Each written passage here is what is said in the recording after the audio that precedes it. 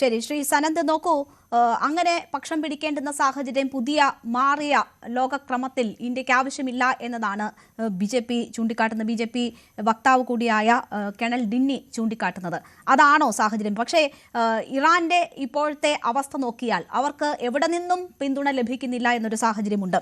ഈ അമേരിക്കയ്ക്കും ഇസ്രയേലിനും എതിരായി വലിയ രീതിയിലുള്ള ശൃംഖല വളർത്തിയെടുക്കുക എന്നത് ഈ ഖമനേയി റെജിമിന്റെ കാലഘട്ടത്തിലെ വളരെ സുപ്രധാനമായിട്ട് അവർ ഏറ്റെടുത്ത ഒരു ദൗത്യം തന്നെയായിരുന്നു. അപ്പോൾ അത് ഈ പശ്ചിമേഷ്യയ്ക്ക് ആകെ ഭീഷണി ഉയർത്തുന്ന ഒരു സാഹചര്യം ഉണ്ടായിരുന്നു. ഇപ്പോൾ അവർ അമേരിക്കൻ ഇസ്രയേൽ നടപടികൾക്ക് പകരമായി ലക്ഷ്യം വെക്കുന്നതും GCC രാഷ്ട്രങ്ങളെ തന്നെയാണ്. എല്ലാ ഗൾഫ് രാഷ്ട്രങ്ങളും അവരുടെ തിരിച്ചടിക്ക് പാത്രമാകുന്ന ഒരു സാഹചര്യമുണ്ട്. അത് വലിയ രീതിയിൽ ഇറാനെതിരെ പ്രവർത്തിക്കുന്നു എന്നൊരു സാഹചര്യം വരുന്നു.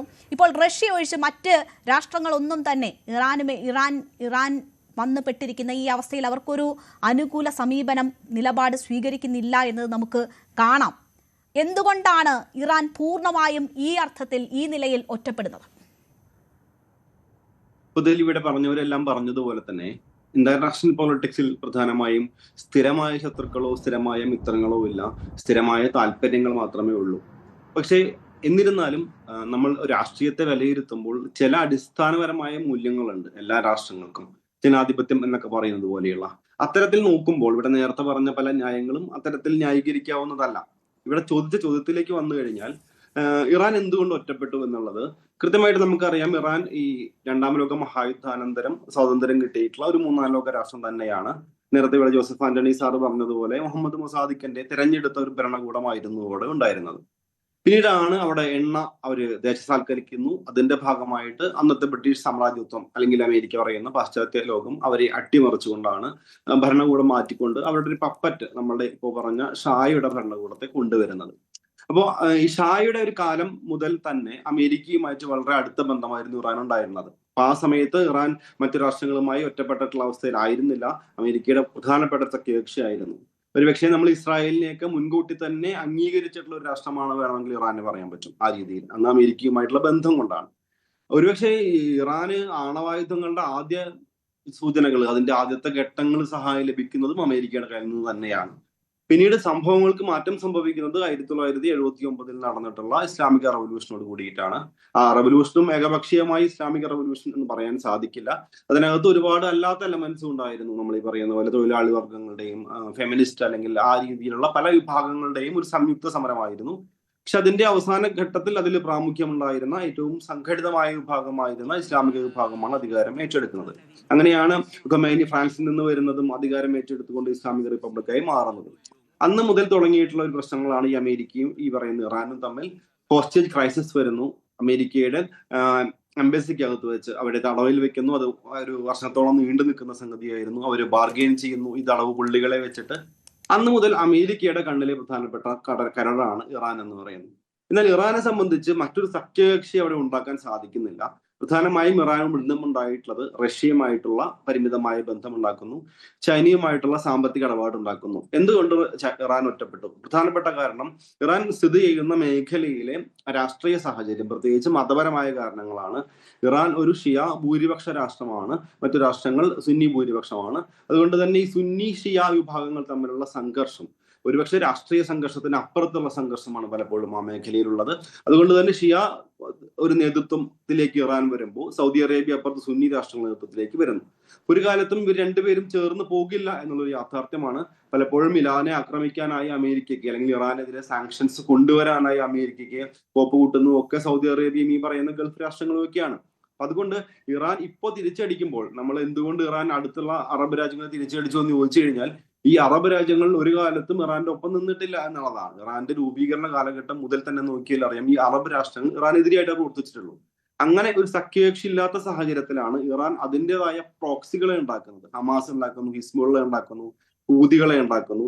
അവർ മുഖാന്തരം ആ മേഖലയിൽ അവരുടെ ഇൻഫ്ലുവൻസ് ഉണ്ടാക്കാൻ ശ്രമിക്കുന്നു. പക്ഷെ അപ്പോഴാണ് ഈ അടുത്ത് തിരിച്ചടികൾ ഉണ്ടാവുന്നു, ഹമാസിന് തിരിച്ചടി ഉണ്ടാവുന്നു, ഹിസ്ബുള്ളക്ക് തിരിച്ചടി ഉണ്ടാവുന്നു. അപ്പൊ ആ ഒരു സാഹചര്യത്തിൽ ഇറാൻ ഇപ്പൊ പുറകോട്ട് പോയ ഒരു സാഹചര്യമാണ്. അവരെ സംബന്ധിച്ച് നിലവിൽ രക്ഷിക്കാനായിട്ട് പ്രത്യേകിച്ച് അത്തരത്തിലുള്ള പ്രോക്സികൾ അവർക്കില്ല. ഒപ്പം തന്നെയുള്ള ഒരു പ്രശ്നം റഷ്യയാണെങ്കിലും ചൈനയാണെങ്കിലും നമ്മളിപ്പോ കണ്ട യുദ്ധങ്ങളിലൊക്കെ നോക്കിയാൽ അറിയാം, ഒരു പരിധി വിട്ട് ഇടപെടുന്ന ഒരു ആഗോള ലോകക്രമമല്ല ഇപ്പോൾ ഉള്ളത്. അമേരിക്കയുടെ ഒരു തരത്തിൽ പറഞ്ഞാൽ സ്ട്രാറ്റജിക് ആയി അല്ലെങ്കിൽ ആയുധപരമായി അമേരിക്ക തന്നെയാണ് അത് ഡീൽ ചെയ്യുന്നത്. സാമ്പത്തികമായി ഏകധ്രുവോദ്യോഗമെന്നൊന്നും പറയാൻ സാധിക്കില്ലെങ്കിൽ തന്നെ ഇത്തരത്തിലുള്ള സ്ട്രാറ്റജിക്കായി അമേരിക്ക തന്നെയാണ് ലോകത്തിലെ പ്രധാനപ്പെട്ട ശക്തി. അതുകൊണ്ട് തന്നെ അമേരിക്കയെ വെറുപ്പിച്ചുകൊണ്ട് ഇറാനൊപ്പം നിൽക്കാനായിട്ട് നിലവിൽ ഒരു രാജ്യങ്ങളും തയ്യാറാവില്ല എന്നുള്ളതാണ്. പക്ഷെ ഇറാൻ ചെയ്യുന്നത് ഇവിടെ കുറ്റം പറയാൻ സാധിക്കില്ല. നേരത്തെ നമ്മൾ ഈ പറഞ്ഞ റെയിലിസ്റ്റ് തിയറിയുടെ ഭാഗമായി പറഞ്ഞു കഴിഞ്ഞാൽ ഇറാൻ എന്താണ് ചെയ്യുന്നത്? അവരെ സംബന്ധിച്ച് അവരുടെ പരമോന്നത നേതാവ് കൊല്ലപ്പെട്ടു, ബോംബുകൾ വന്ന് വർഷിച്ചുകൊണ്ടിരിക്കുകയാണ്. അവരെ സംബന്ധിച്ച് കഴുത്ത് ഞെക്കി കൊല്ലാൻ പോകുന്ന ഒരാള് കയ്യിൽ കിട്ടുന്ന എന്തിനേയും ആക്രമിക്കും എന്ന് പറയുന്നത് പോലെ തന്നെ അവരുടെ ഏക ഓപ്ഷൻ എന്ന് പറയുന്നത് അടുത്തുള്ള ടാർഗറ്റ്സ് ആണ്. അമേരിക്കയ്ക്ക് വേണ്ട ടാർഗറ്റ്സ് ആണ്, ഗൾഫ് രാഷ്ട്രങ്ങളാണ്. അവരെ ആക്രമിക്കുന്നതോടുകൂടി തീർച്ചയായും അമേരിക്കയ്ക്ക് ഇടപെടലുണ്ടാകാനുള്ള ഒരു പ്രതീക്ഷയാണ് അവർക്കുള്ളത്. അതാണ് ഇപ്പോഴുള്ള ഈ പ്രത്യേകിച്ച് ഈ സാഹചര്യത്തിൽ നമുക്ക് കാണാനായിട്ട് സാധിക്കുന്നത്. തീർച്ചയായും ഡിന്നി നോക്കൂ, ഈ ഏറ്റവും ഒടുവിൽ നെതന്യാഹുവിൻ്റെ ഒരു ആഹ്വാനം ഇറാൻ ജനതയോട് വന്നിരിക്കുന്നത് ഇത് വലിയൊരു അവസരമാണ്, ഇത് ഉപയോഗപ്പെടുത്തൂ എന്നതാണ് അദ്ദേഹം സൂചിപ്പിക്കുന്നത്. We will strike thousands of targets belong to the terror regime എന്ന് പറഞ്ഞു തുടങ്ങുന്ന ആ മെസ്സേജിൽ തന്നെയാണ് ഇതൊരു വലിയ അവസരമാണ്, എപ്പോഴും കിട്ടുന്ന അവസരമല്ല, ഇത് ഈ ഓപ്പർച്യൂണിറ്റി ഉപയോഗപ്പെടുത്തൂ എന്നതാണ് ഇറാനിയൻ സിറ്റിസൺസിനോട് നെതന്യാഹു ആവശ്യപ്പെടുന്നത്. ആ ഒരു മെസ്സേജ് പാകിസ്ഥാനിലെ ബലൂജികൾക്ക് വരെ എത്തുന്ന ഒരു സാഹചര്യം ഉണ്ട് എന്ന് നമ്മൾ കാണണം. അപ്പോൾ വേരിയസ് എത്നിക് ഗ്രൂപ്പ്സ് എന്ന് പറഞ്ഞുകൊണ്ട് ബലൂജികൾക്ക് പോലും അദ്ദേഹം ഒരു സന്ദേശം കൊടുക്കുകയാണ്, ഈ അവസരം പ്രയോജനപ്പെടുത്തുക എന്ന്. അപ്പോൾ ഇത് എവിടെ ചെന്ന് നിൽക്കും എന്ന ഒരു ചോദ്യമുണ്ടല്ലോ. എല്ലായിടത്തെയും ഈ എത്നിക് ഗ്രൂപ്പുകളെ അഡ്രസ്സ് ചെയ്തുകൊണ്ടാണ് നെതന്യാഹു ഇത്തരം ഒരു സന്ദേശം കൊടുക്കുന്നത്. പാകിസ്ഥാനിൽ ഇതിനോടകം നമ്മൾ കാണുന്നത് ഷിയ വിഭാഗങ്ങൾ വലിയ രീതിയിലുള്ള പ്രതിഷേധം ഈ സംഭവത്തിൽ നടത്തുന്നു എന്നതാണ്. അവിടെ US എംബസിക്ക് മുന്നിൽ വലിയ പ്രതിഷേധമുണ്ടാകുന്നു, 9 പേർ വെടിവയ്പിൽ കൊല്ലപ്പെടുന്ന സാഹചര്യമൊക്കെ ഉണ്ടാകുന്നു. അപ്പോൾ ഇത് വലിയ പ്രത്യാഘാതങ്ങൾ, പ്രതിഫലനങ്ങൾ ലോകത്തിൻ്റെ പല ഭാഗങ്ങളിലാക്കി ഉണ്ടാക്കിക്കൊണ്ടിരിക്കുകയാണ്.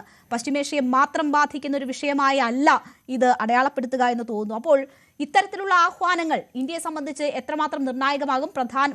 പ്രത്യേകിച്ച് പാകിസ്ഥാൻ പോലെ അയൽ രാജ്യങ്ങളിലൊക്കെ അസ്വസ്ഥതയുണ്ടാക്കാൻ പറ്റുന്ന ഇത്തരം ആഹ്വാനങ്ങൾ. എനിക്ക് തോന്നുന്നു ഇന്ത്യയും പാകിസ്ഥാനെ ഒന്നും ഡയറക്റ്റ് ആയിട്ട് അത് എഫക്ട് ചെയ്യാൻ പോകുന്നില്ല. അതൊരു ബേസിക്കലി ഒരു യുദ്ധം നടക്കുമ്പം ഇതുപോലത്തെ സ്ട്രാറ്റജിക് കമ്മ്യൂണിക്കേഷൻ അല്ലെങ്കിൽ ഇതുപോലത്തെ സ്റ്റേറ്റ്മെന്റ്സ് ഒക്കെ അവിടുത്തെ രാഷ്ട്ര തലവന്മാരൊക്കെ സ്ഥിരമായിട്ട് ചെയ്യുന്ന ഒരു കാര്യമാണ്. അതൊരു സൈക്കോളജിക്കൽ ഓപ്പറേഷൻസ് ആയിട്ടോ അല്ലെങ്കിൽ അവരുടെ ഈ ഇറാൻ ജനതയ്ക്ക് ഉള്ളിൽ ഒരു കൺഫ്യൂഷൻ ക്രിയേറ്റ് ചെയ്യാനും അവർ ഇസ്രയേൽ എന്താണോ ആഗ്രഹിച്ച ആ ഒരു ലക്ഷ്യത്തിലേക്ക് എത്താൻ വേണ്ടിയുള്ള സ്റ്റേറ്റ്മെന്റ്സ് ആണ് കൂടുതലും. അതാണ് പ്രൈമറി ടാർഗറ്റ്. പിന്നെ ഒരു സെക്കൻഡറി ടാർഗറ്റ് എന്നുള്ള നിലയിൽ ശരിയാണ്, ഇന്റർനാഷണൽ ഓഡിയൻസിന് വേണ്ടിയും കൂടി അത് അഡ്രസ് ചെയ്യാണ്. കൂടുതൽ വാർത്തകൾക്ക് News 18 Keralam YouTube channel subscribe ചെയ്യുക.